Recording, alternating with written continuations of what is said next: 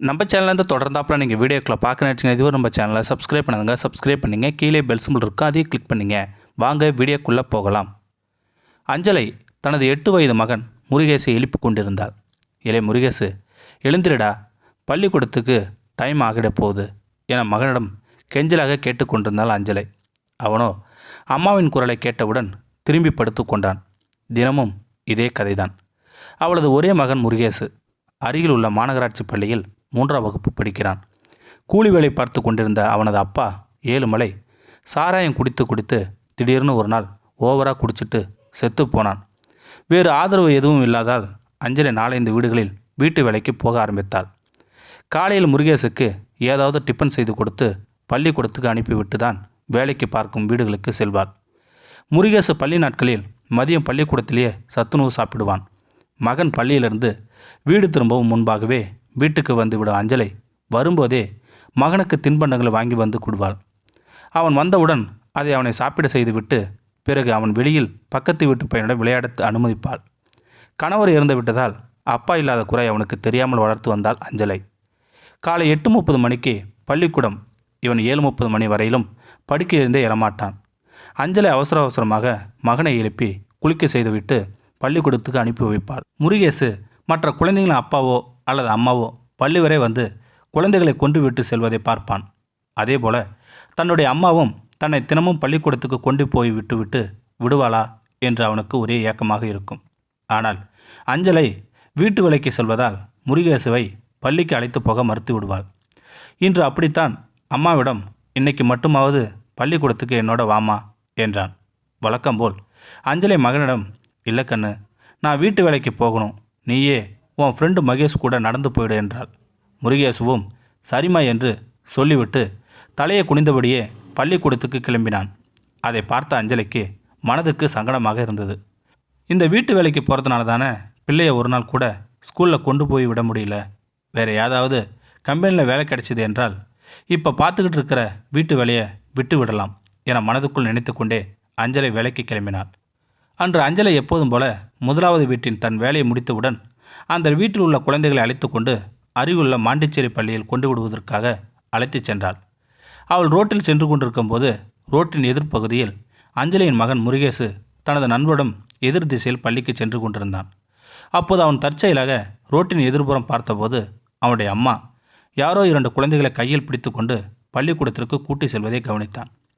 அதே நேரம் அஞ்சலையும் தலையை நிமிர்த்தி பார்த்தபோது தனது மகன் முருகேசு ரோட்டில் நடந்து செல்வதை கவனித்தாள். அம்மாவை வழியில் பார்த்தவுடன் சந்தோஷத்தில் முருகேசு அம்மா என்று கத்திக்கொண்டே ரோட்டின் குறுக்கே ஓடி வந்து விட்டான். இதை எதிர்பார்க்காத அஞ்சலை, டே முருகேசு, குறுக்கே ஓடி வராதடா என்று சத்தமாக கூறினாள். ஆனால் முருகேசு அதை காதில் வாங்காமல் ரோட்டின் குறுக்கே ஓடி வந்தான்.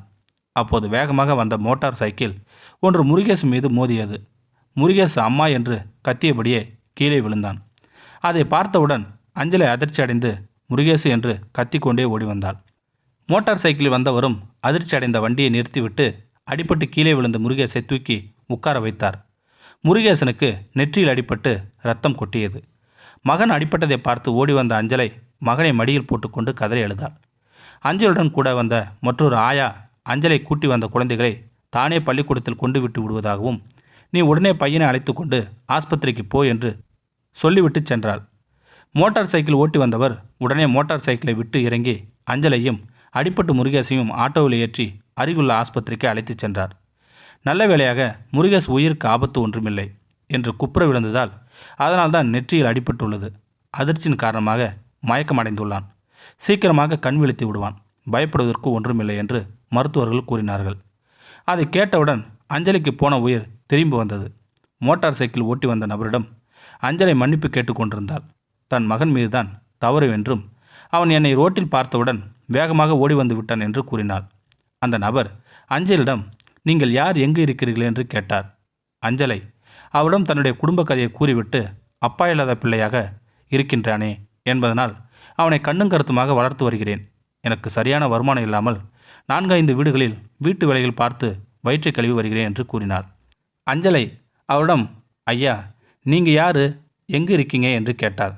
அந்த நபர் அவளிடம், என் பெயர் நடராஜன், நான் ஒரு தனியார் வங்கியில் மேலாளராக பணிபுரிகிறேன். பையன் என்னோட மோட்டார் சைக்கிளில் மோதி அடிபட்டு விட்டதால் அவனை காப்பாற்ற வேண்டும் என்பதால் தான் உடனே மருத்துவமனைக்கு அழைத்து வந்தேன் என கூறினார். அவன் மேலும் கூறுகையில், உங்கள் குடும்ப நிலையை கேட்டு வருத்தமாக இருக்கு. நான் உங்களுக்கு உதவி செய்கிறேன். இனி நீங்கள் வீட்டு வேலைக்கு எல்லாம் செல்ல வேண்டாம். உங்கள் மகனை ஆஸ்பத்திரியில் இருந்து டிஸ்சார்ஜ் செய்துவிட்டு வீட்டிற்கு அழைத்து சென்ற பிறகு நீங்கள் என்னை வந்து பாருங்கள். நான் எங்களது வங்கியில் உங்களுக்கு ஒரு துப்புரவாளர் வேலை போட்டு தருகிறேன். மாதம் ரூபாய் 15,000 சம்பளம் கிடைக்கும். நீங்கள் வேறு எங்கும் வேலைக்கு போக வேண்டாம் என்று கூறினார். இதனிடையில் கண் விழித்த முருகேசு அம்மா அருகில் நிற்பதை பார்த்து அம்மாவிடம் என்னவாச்சு என்று கேட்டான். உடனே அஞ்சலை மகனிடம், நீ ஏன் ரோட்டின் குறுக்கே ஓடி வந்தாய் என கேட்டாள். அதற்கு அவன், அம்மா, நீங்கள் வேறு யாரோ பசங்களை கையை பிடிச்சி பள்ளிக்கூடத்துக்கு கூட்டிக்கிட்டு போகிறத பார்த்தேன். ரோட்டில் உங்களை பார்த்த உடனே உங்கள் கூட பேசணும் போல தோணுச்சு.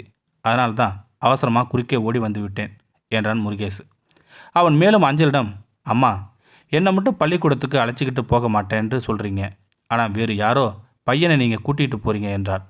அதை கேட்ட அஞ்சலை மகனை ஆதரவாக அணைத்தபடி, இனிமே உன்னை நான் தனியாக பள்ளிக்கூடத்துக்கு அனுப்பி வைக்க மாட்டேன். தினமும் நானே உன்னை பள்ளிக்கூடத்துக்கு கொண்டு விடுகிறேன் என்று கூறினாள். அதை கேட்டவுடன் முருகேசு மிகவும் சந்தோஷமாக அம்மாவை அணைத்து கொண்டான்.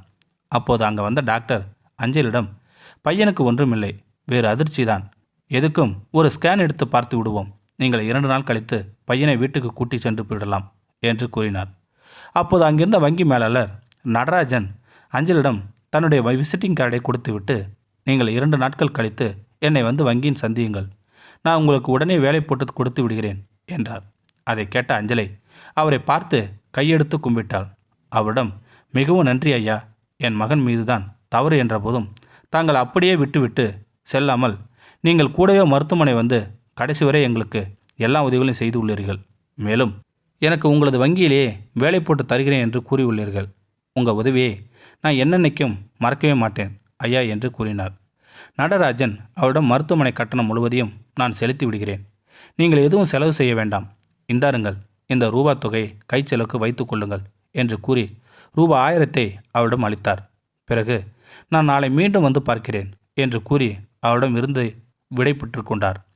அஞ்சலை தன் மகனுக்கு விபத்து ஏற்பட்டது குறித்து ஒரு பக்கம் வருத்தம் அடைந்தாலும் மற்றொரு புறமும் அந்த விபத்து அவளுக்கு தனக்கே வங்கியில் நல்லதொரு வேலை கிடைக்க காரணமாக அமைந்தது குறித்து வியப்படைந்தாள். இனிமேல் எந்த ஒரு வீட்டு வேலைக்கும் செல்ல வேண்டாம். தினமும் காலையில் பையனை பள்ளிக்கூடத்தில் கொண்டு விட்டுவிட்டு பிறகு வங்கி வேலைக்கு செல்ல முடிவு செய்தாள். தன் பிள்ளையையும் காப்பாற்றி தனக்கு ஒரு நல்ல வேலை கிடைப்பதற்கு உதவிய கடவுளுக்கும் மனதில் நன்றி கூறினாள் அஞ்சலை. இந்த வீடியோ உங்களுக்கு பிடிச்சிருந்தா கமெண்ட் பாக்ஸில் கமெண்ட் பண்ணுங்கள். கூட உங்கள் ஃப்ரெண்ட்ஸுக்கு ஷேர் பண்ணுங்கள். இதுவரை நம்ம சேனலை சப்ஸ்கிரைப் பண்ணுங்க. சப்ஸ்கிரைப் பண்ணிங்க. கீழே பெல் சிம்பல் இருக்கும், அதையும் கிளிக் பண்ணிங்க. தேங்க்யூ ஃபார் வாட்சிங்.